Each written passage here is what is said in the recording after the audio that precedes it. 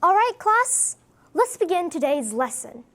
Today we are going to begin with 2 bell work questions. Now please answer in your mind. I don't want to repeat last week. That goes for you, Nolan. Question number 1. Who here knows what acting is, or the ideas taken to act? Question number 2.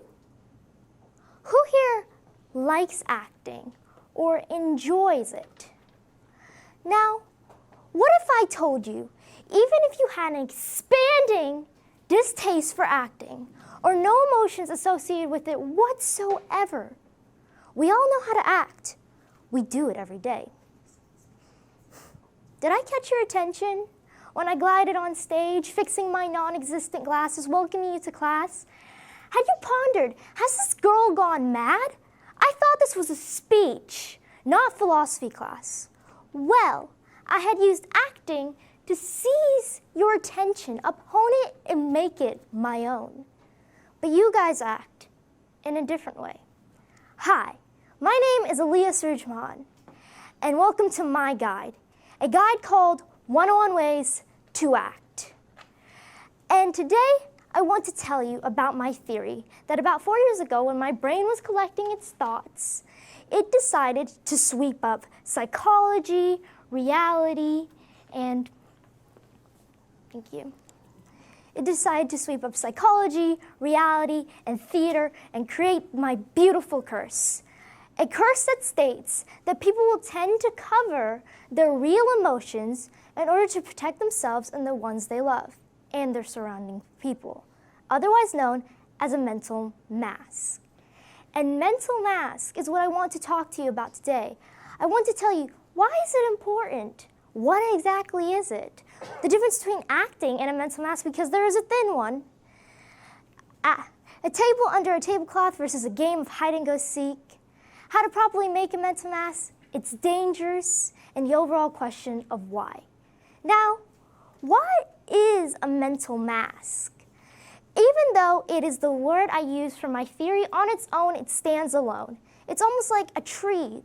The base or the trunk is the theory, and it branches out, and mental mask is one of those. And now, why is it important? And there's this quote by MXM Tunes in her song Prom Dress. She said, "I keep a collection of masks upon my wall to stop myself from revealing it all." And this is truthful to my mental mask theory, because mental mask helps to protect you from the emotions you don't want people to see. It portrays some while covering others. When you're in a business meeting, sometimes you will put on your business professional to hide your nervousness. As I'm giving this speech, I am so nervous. I don't know what I'm doing right now, but I have to act like I do. And truthfully, I kind of think I do. This has been racking around in my brain for 4 years. And at school, I know that you guys act cheery even though you want to go home. You don't want to be here. Now, what's the difference between acting and a mental mask? You do use it, but when you act, you are stepping into those shoes. You are becoming somebody else, portraying their emotions. You are no longer yourself. You have to forget who you are, become them, and that's it. But mental mask is just you.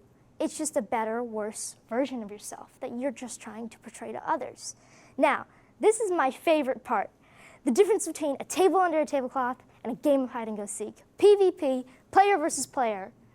But what do these two different objects and game have in common? Well, in my diseased imagination, this is my way of explaining to people what they think a mental mask is, which is wrong. They say, "Oh, I get it, you're hiding your emotions." No. It's almost like a table under a tablecloth, to say the least. I have a table, it's invisible, and over the years it's got dents, it's got scratches, the paint is chipping, and I got guests coming over. But it's sturdy and it's strong, and instead of going and buying a new table, the easiest thing to do is put a tablecloth on top of it. They'll never know what's under there. They'll never see it. But what other people, and this is what I want to say, a mental mask, if we put it in the version of a tablecloth under a table, you have dents, you have scratches, and over the years you have been hurt mentally. But a mental mask just covers it like a tablecloth covers a table, and they'll never know what's under there.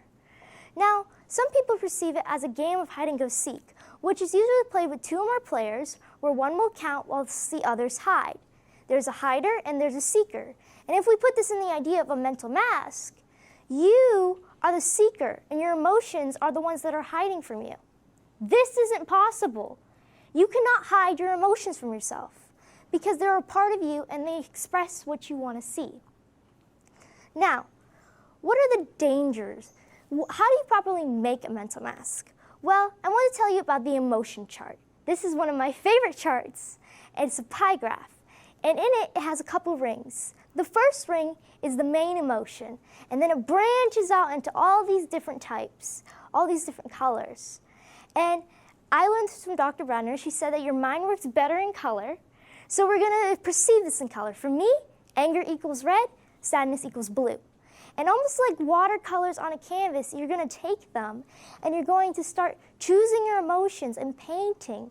And you're going to think, why am I making this? You're applying reality to a mental mask. You're asking yourself, what made me think that this was right? What situation did I go on and go, what situation was I in where I went, I did horrible.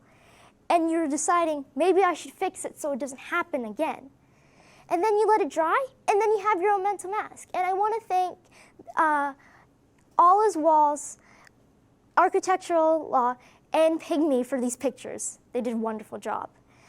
Now, what are the dangers of a mental mask? Because with every tool, you need to know how to use it because you don't want to get hurt. Mental mask is a tool. You use it every day, and you need to know what its dangers are. Mental mask, almost like a real mask, you have to take a break from wearing it. If you wear it for too long, you can get sick. Except for in this case, it's harder to get better. Mental masks need to be taken a break from wearing, and usually when you do this, you're in a safe place or your haven, whether that be reading, spending time with friends or family members. It's up to you. Mental masks also need to be changed. As you grow, they perceive who you are. They reflect yourself. And as you grow, you can't use the same thing you learned from 3rd grade as an adult because it's not going to show you properly.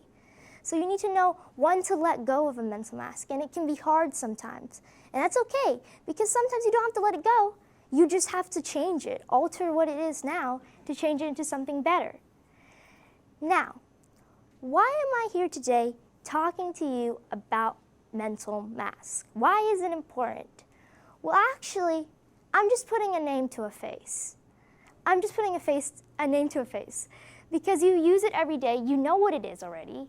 You just don't really understand that you're using it.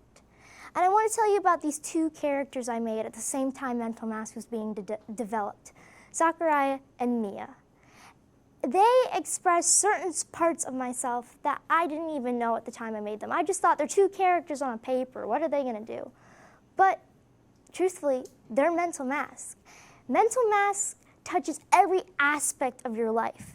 Even when you're not wearing it, you're in your haven. You're in a place that makes you feel safe. You're with friends or families. You express yourself in different ways. Emotions come out in different things, whether you're playing sports, whether you're doing acrobats, whether you're singing, talking, saying a speech. Mental mask is everywhere, and it touches everything, so it's important to know what it is. And there's this quote by a person who played an actor in Phantom of the Opera, Sandra Joseph. She said, "Unmasking what matters will give you the courage and conviction to play the leading role in your own life." And you know what? She was right.